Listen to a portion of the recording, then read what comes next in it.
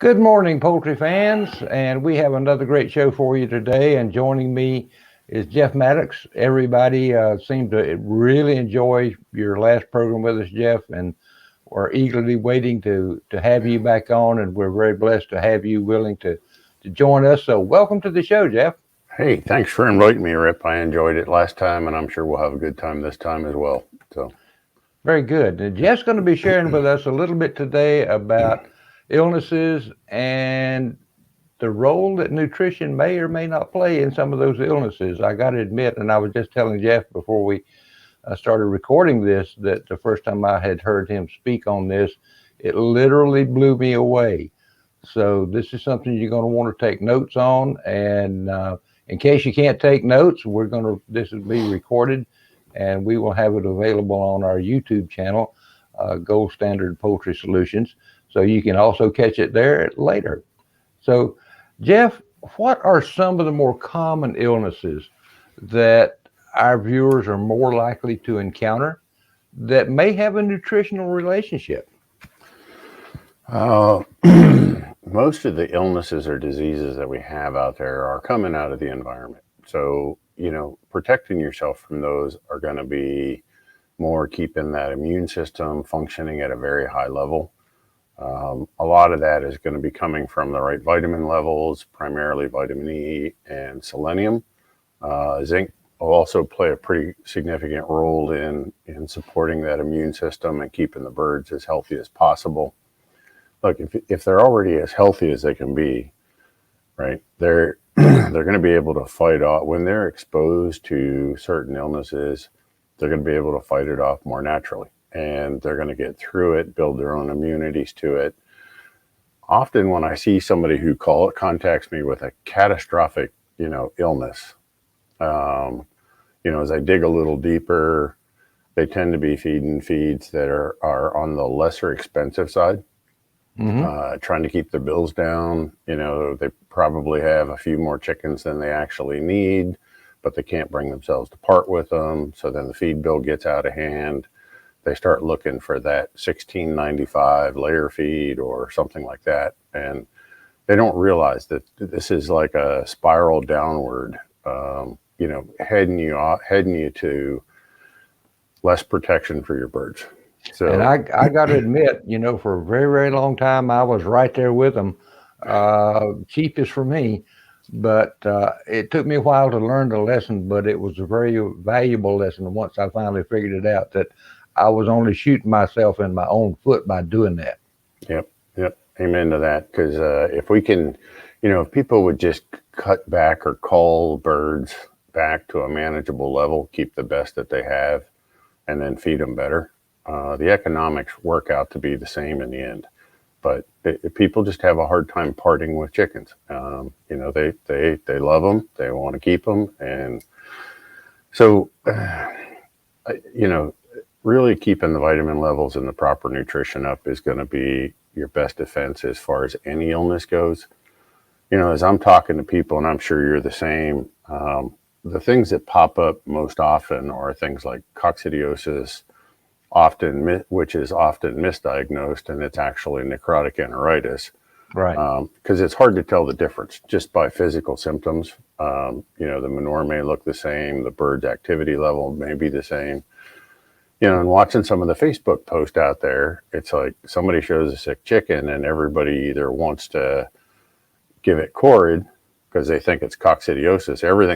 Every problem with a chicken goes back to coccidiosis, or they want to give it ivermectin and they want to worm it, right? And um, both are environmental. So people can be their own worst or best friend, and by keeping the environment cleaned up and don't be feeding birds off the ground and discourage them from eating spilled grains off the ground. They're designed to scratch and peck something off the ground, but we don't really want it to be their feed.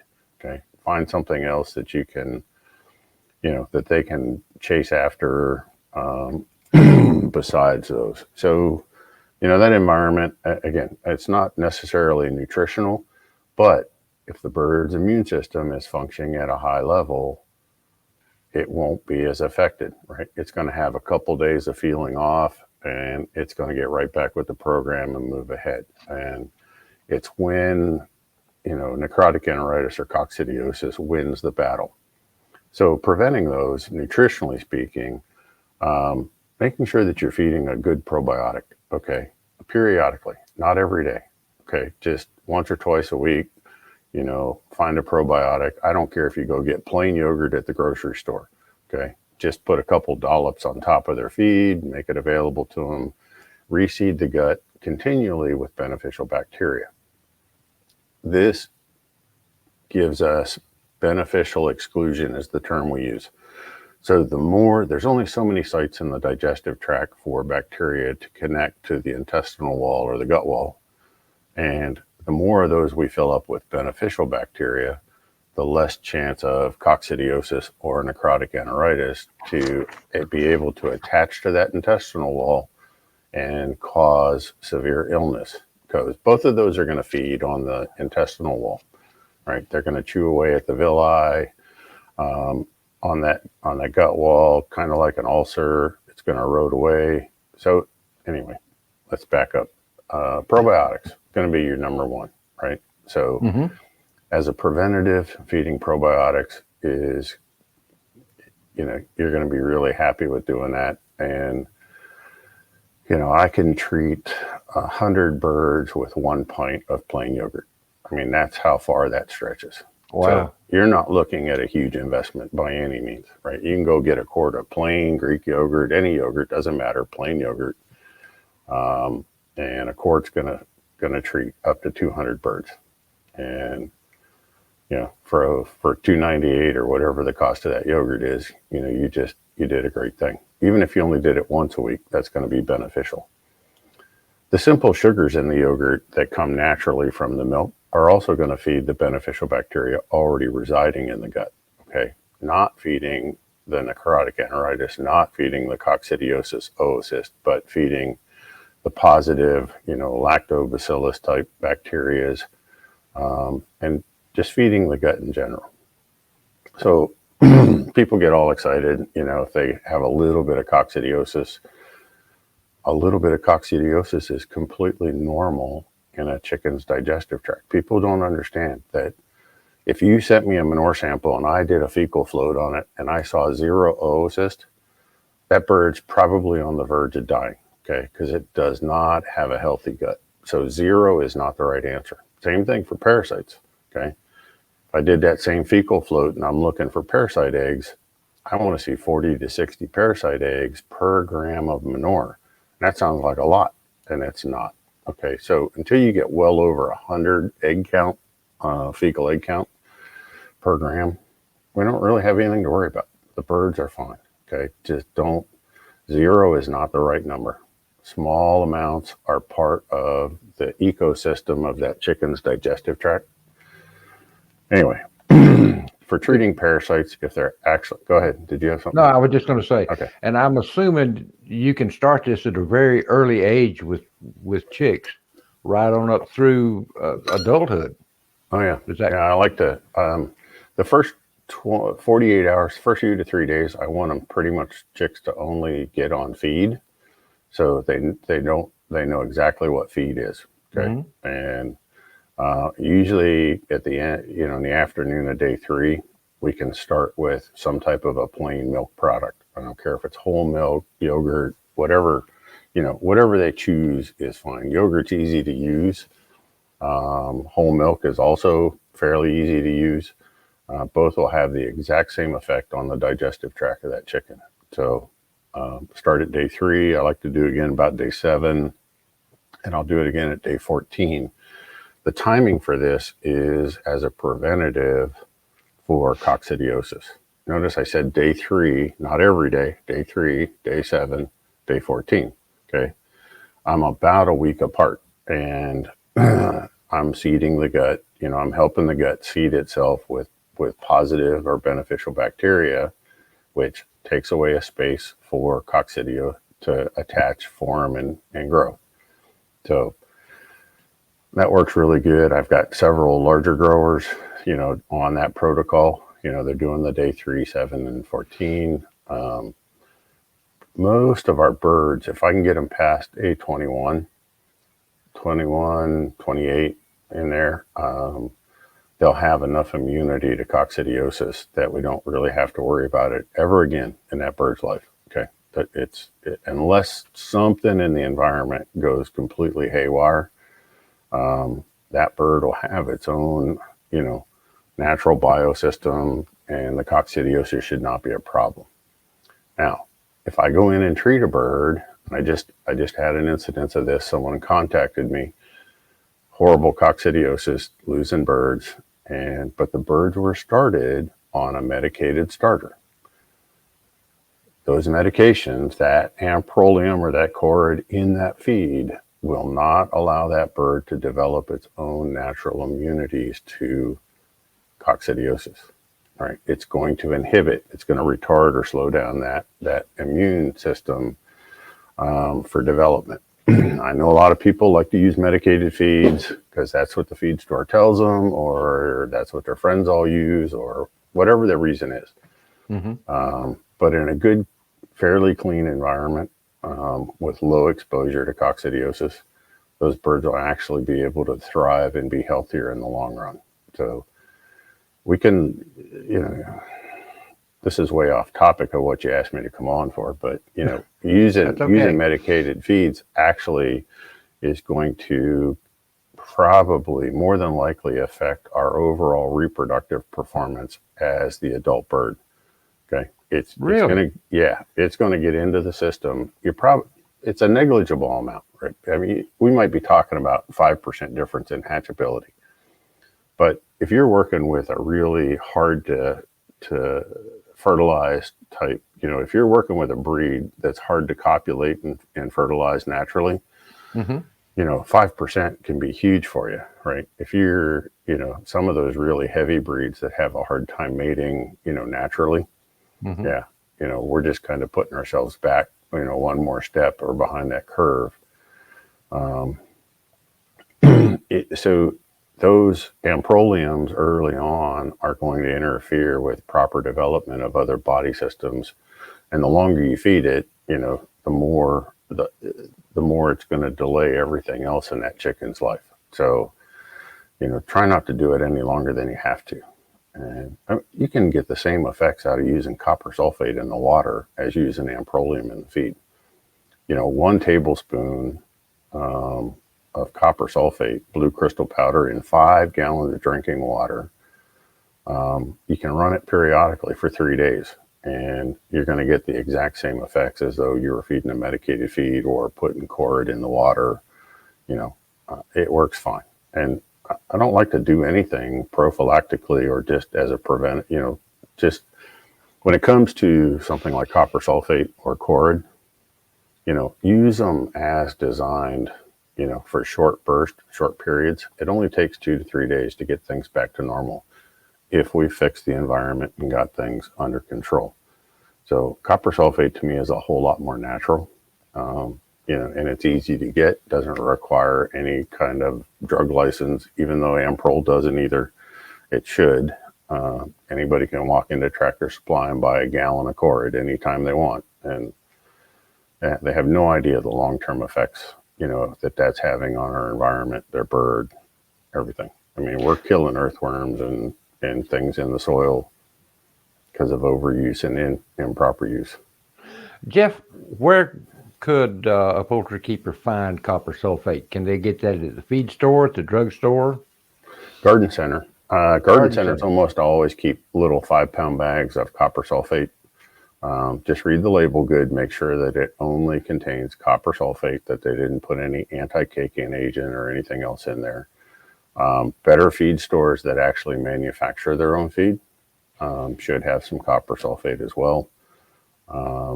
If people can't find it, they're welcome to reach out to me. For a while, we were packaging, 1 or 2 pound bags for people just to keep, in their medicine cabinet as a break glass in case of emergency kind of thing. And, we'll figure it out. It's not that hard to find.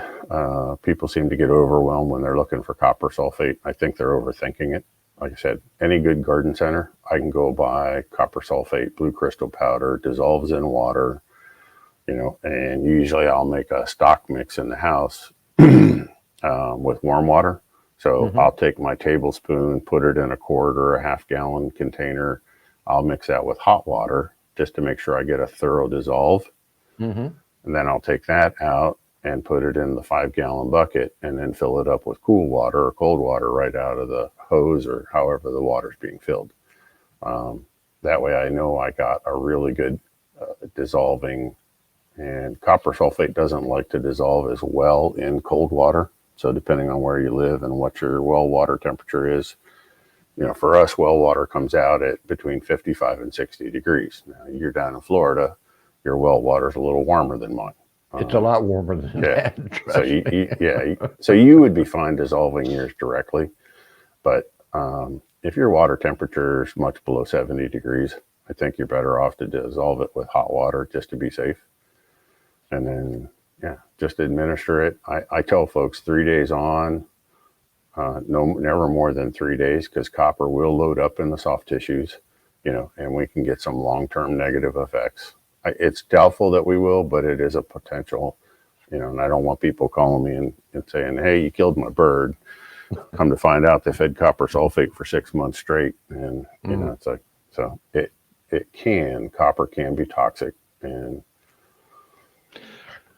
let's shift gears here for just a minute. What about amino acids? Is there anything we can do or should be concerned about when our amino acids in our feeds are not balanced right?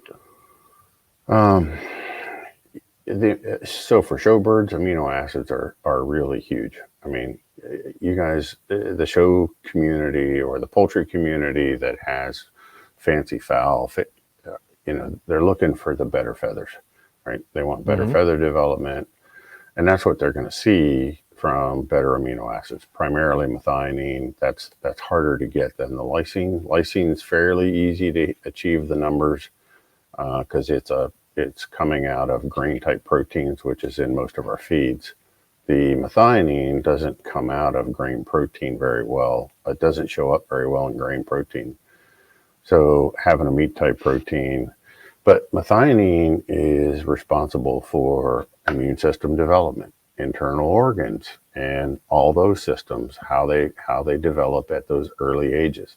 So from day one till 16 weeks, having that appropriate methionine level, and I would say everybody needs to be above 0.45% during that time. 0.5 is even better. And if you've got if your fowl has a huge amount of plumage, like you got a really heavy plumaged bird, I would be running at 0.53 on methionine. Now, that's for as a poultry fancier, you'd almost be out there putting it on with a salt shaker. Okay. If you bought pure methionine, it's hard for you to add that directly to a feed and supplement it. So most of the time I tell folks to use fish meal, and fish meal will bring that methionine level up and all the amino acid levels up. And as little as a teaspoonful a day of fish meal can make a huge difference. Again, that depends on the size and weight of the bird. The smaller, medium-sized birds in that 4 to 6 pound teaspoon's good. Heavier birds, heavy plumage, up in that 10-pound range or higher, I could be doing two teaspoons a day of fish meal. Birds like it. They like the smell of it. It's a meat protein. They usually go right after it, so it's not usually a problem to get them to clean it up. Poultry folks aren't real happy because it's powder and it falls to the bottom, so you're going to want to figure out a way to help it stick to the other grains that you're mixing or that you're feeding, so it stays kind of in suspension, so to speak. And fish meal and other meat type proteins, they're going to bring a lot of those missing amino acids. And they also, a good fish meal runs around 10% fat. So you're going to be picking up the omega-3s that your bird needs that it's not getting anywhere else. You're going to have better liver function. You're going to have better cholesterol depositing. The benefits kind of go on and on. But what they're going to see the most is way better feather formation. You know, the feathers are just going to structure, at a higher level.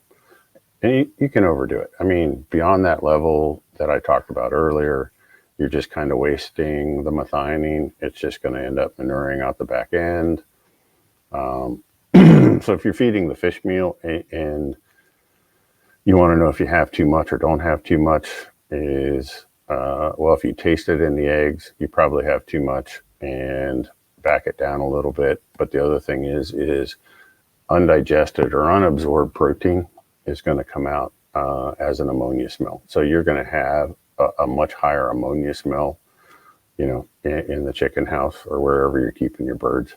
Mm-hmm. So you may need to adjust it that way. People are also welcome to contact me, and I get back to them as quick as I can. And I can try and help them balance it out, and figure out the right level based on their birds. Because a bantam's not going to even need a full teaspoon. A half a teaspoon for a bantam type breed, just because of their body weight, is going to be plenty. And that's a pretty good rule of thumb, based on their body weight, because of how much feed they intake, and how much feather we have to deposit. Mm-hmm. Mm-hmm. Yep. What about vitamins and minerals? Yeah, what do we need to know there to keep our birds healthy? Yep. I mean, I kind of made a little bit of a cheat sheet after you and I talked, and I emailed this to you, and I don't know if you can put it in show notes after the fact, but I sent you a couple of website links that people are welcome to go. They're free to the public, right?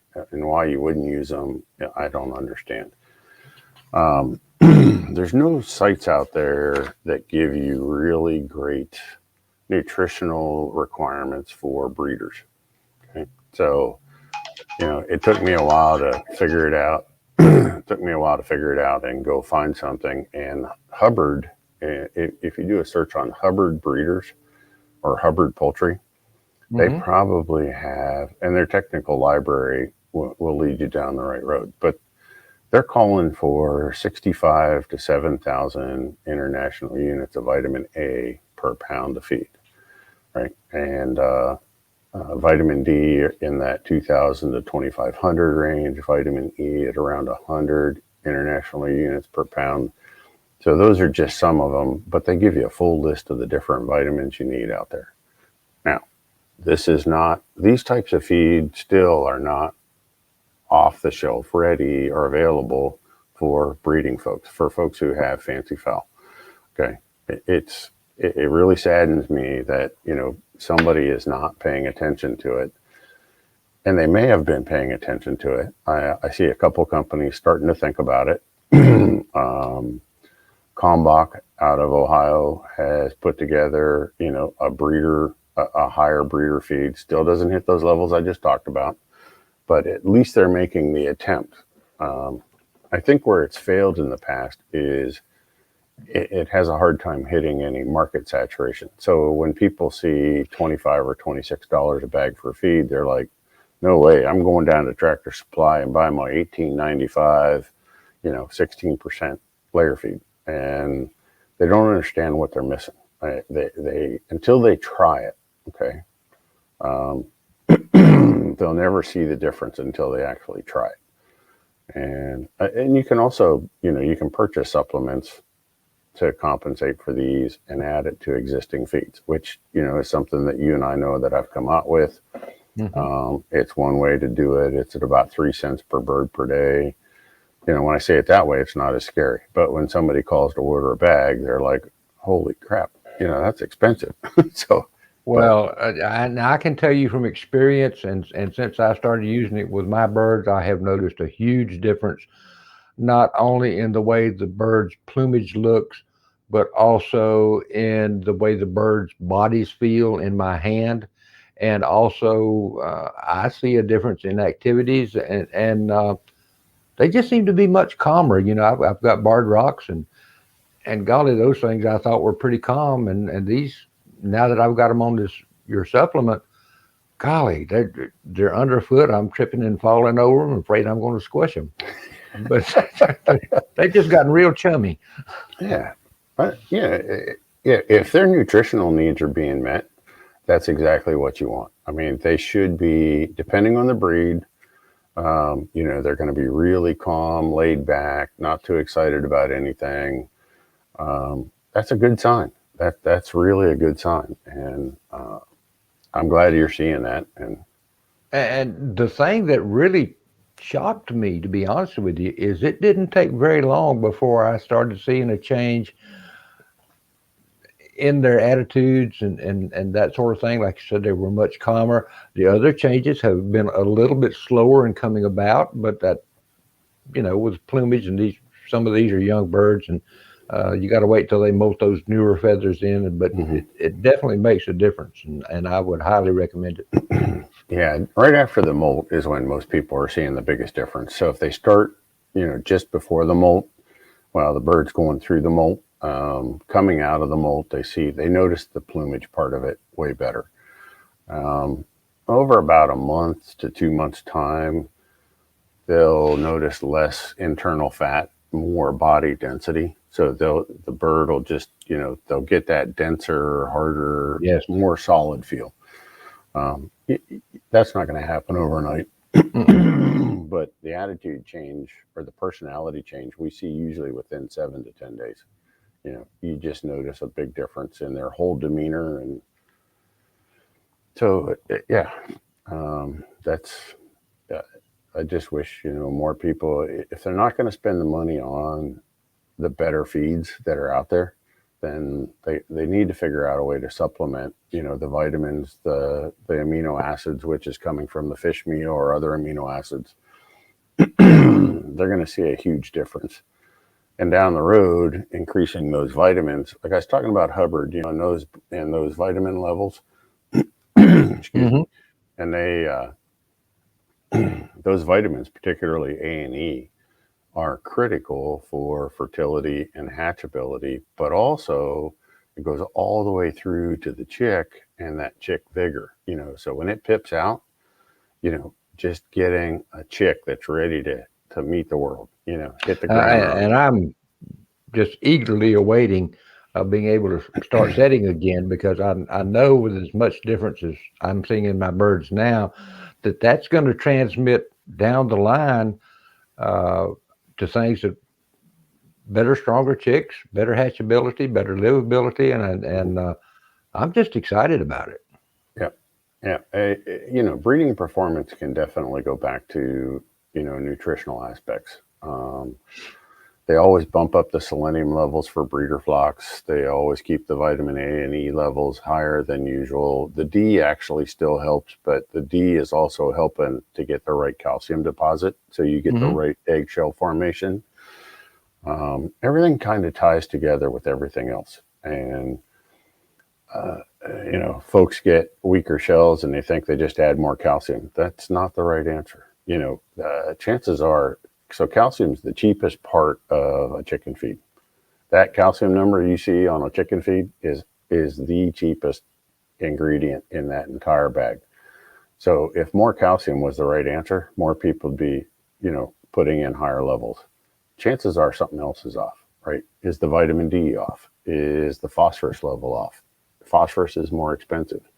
Vitamin D is more expensive. So they're going to run those at those minimum levels to just barely get by, to help keep their price down, because they know the shopper coming in is first thing they're going to look at is price per bag, right? And they're not comparing labels. They're not reading ingredients. They're not, so sometimes we're our own worst enemies in that aspect. But some of the nutritional related illnesses that folks could see, have you seen curly toe, Rip? Ever seen Yes. curly toe? Okay. So that is a riboflavin deficiency. Okay. And I see that often get misdiagnosed as Merrick's or something else, but curly toe in a chick that shows up between day 5 and day 7, is a riboflavin deficiency, part of the B vitamin spectrum. Spraddle leg, where it looks like you kind of broke their leg right out to the side. That's a manganese deficiency. Now, if it's 1 out of 100, no, it's not. If it's 10 out of 100, yeah, then you have a manganese deficiency. Same way with the curly toe. Um, this past couple years, I've heard more rickets showing up, which is a calcium vitamin D deficiency in those baby chicks.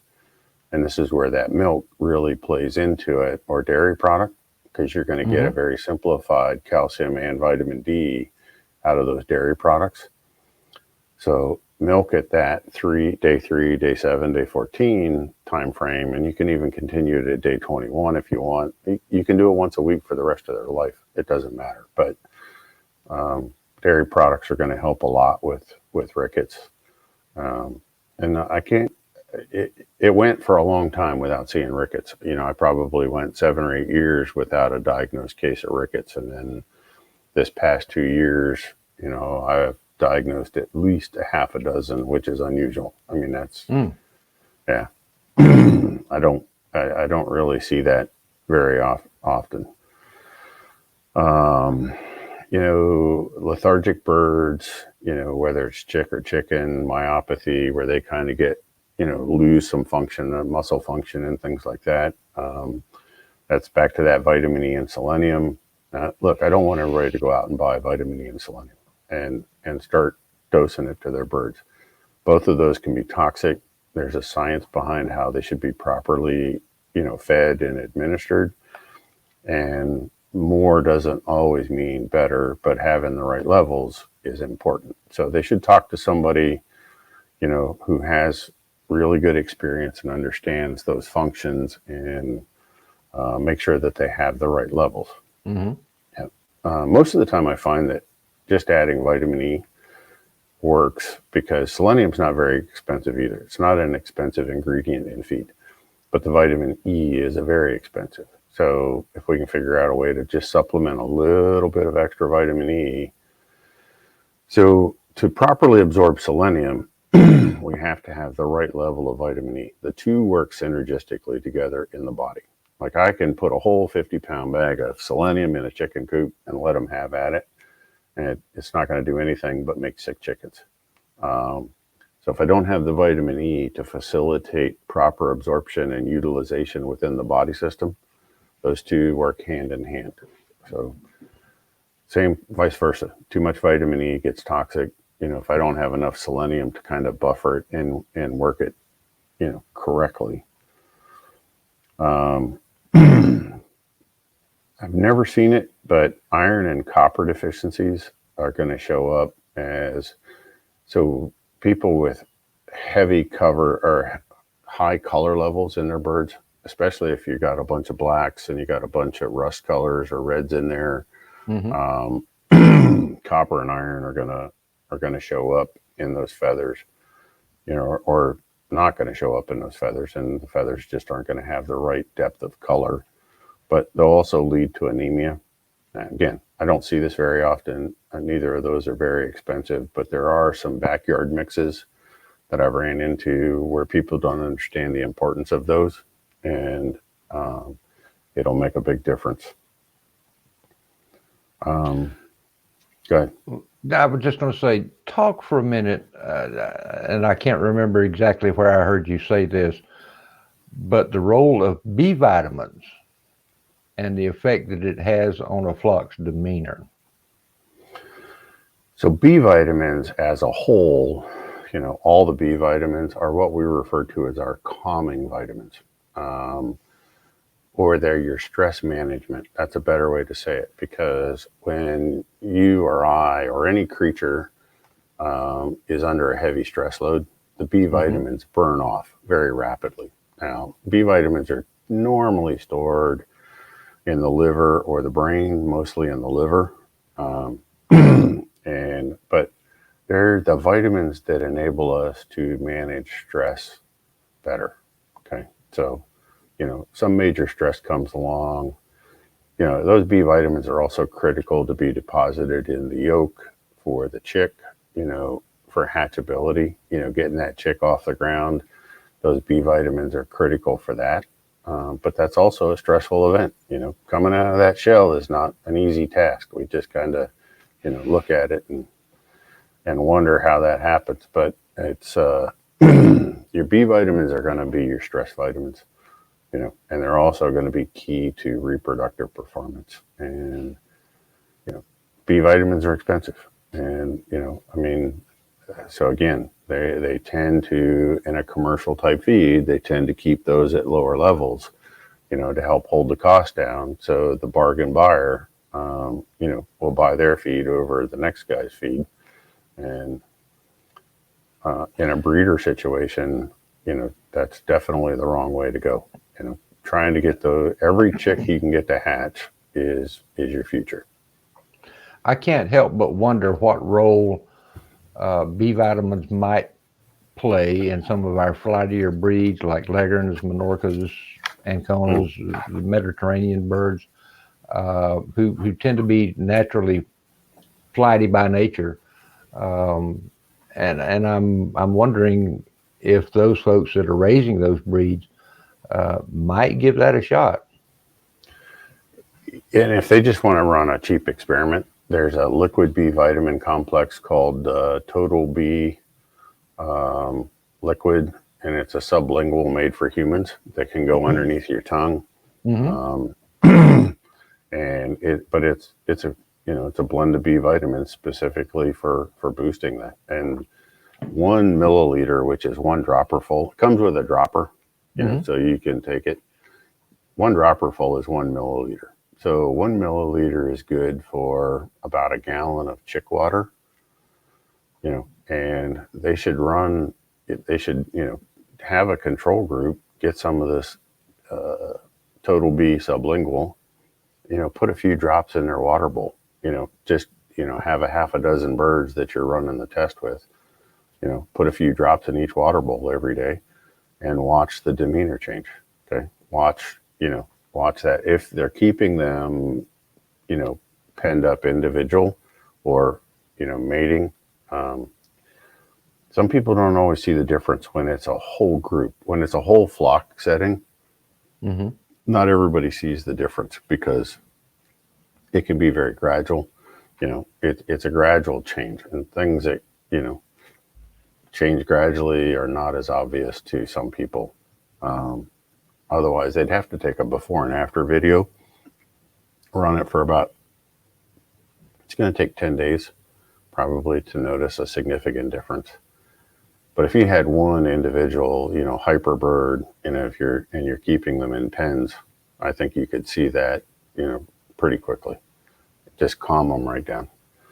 Very interesting. And so, folks, if you breed one of these flightier breeds, or you have a few birds that are flighty, get yourself some B vitamin supplement and see what you can do for your birds. Maybe just a very simple solution.